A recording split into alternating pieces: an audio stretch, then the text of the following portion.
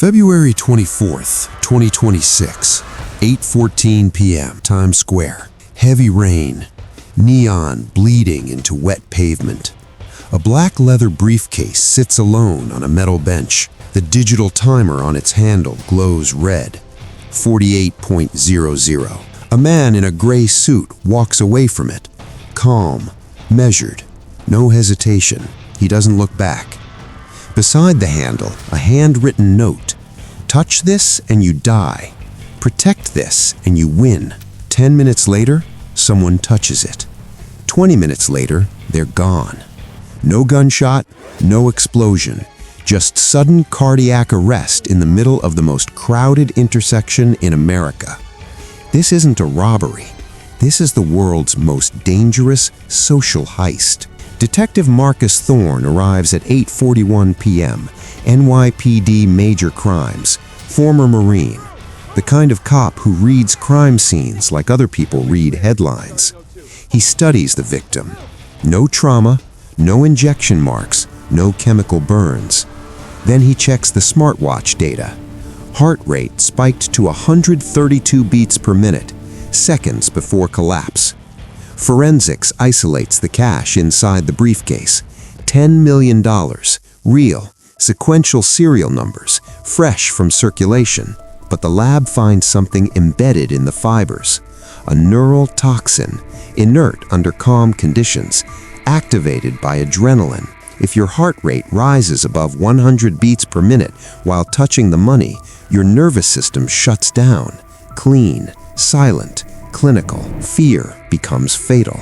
By midnight, 11 more briefcases appear. Los Angeles, Chicago, Washington, D.C., Miami, Dallas, Seattle. 12 cities, 12 timers, 12 identical notes. Thorne stares at the map. 12 red dots blinking across the country. This isn't random, it's synchronized. He thinks, 12 locations, same drop window, same biohazard signature. This isn't about cash, it's about behavior. At 2:03 a.m., a manifesto hits every major newsroom, signed only the architect. A reclusive billionaire known for radical economic philosophy, a man who once said in an interview, "Greed is the only pandemic that never mutates." His message is short.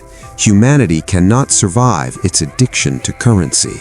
I am merely proving it. By morning, the chaos spreads faster than the toxin. Crowds gather around the suitcases. Some try to guard them for the promised reward. Others dare each other to touch the cash, live streaming the moment. Heart rates spike. Paramedics rush in. Panic becomes contagious. The stock market opens down 6%.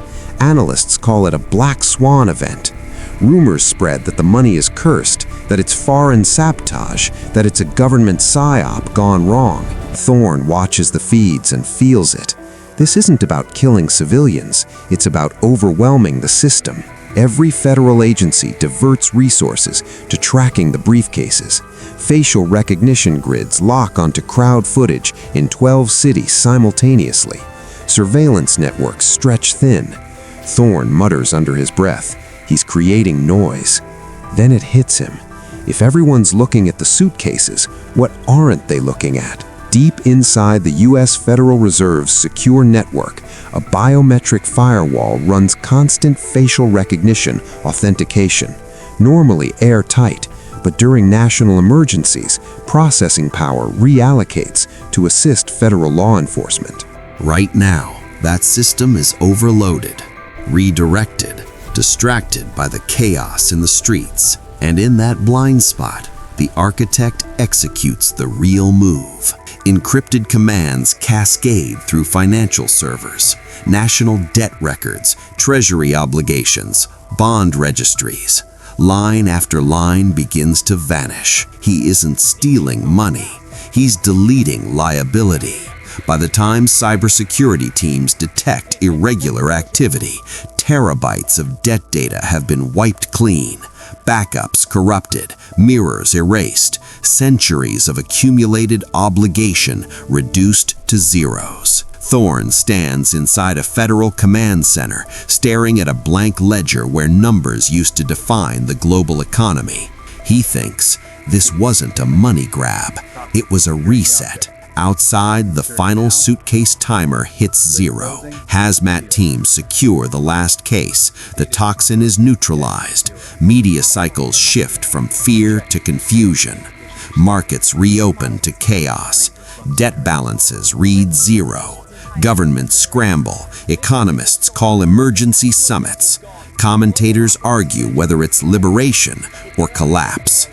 And somewhere in a quiet park, an older man sits alone on a bench watching the news on a small flip phone. No security detail, no celebration, just a faint smile. He didn't take a single dollar for himself.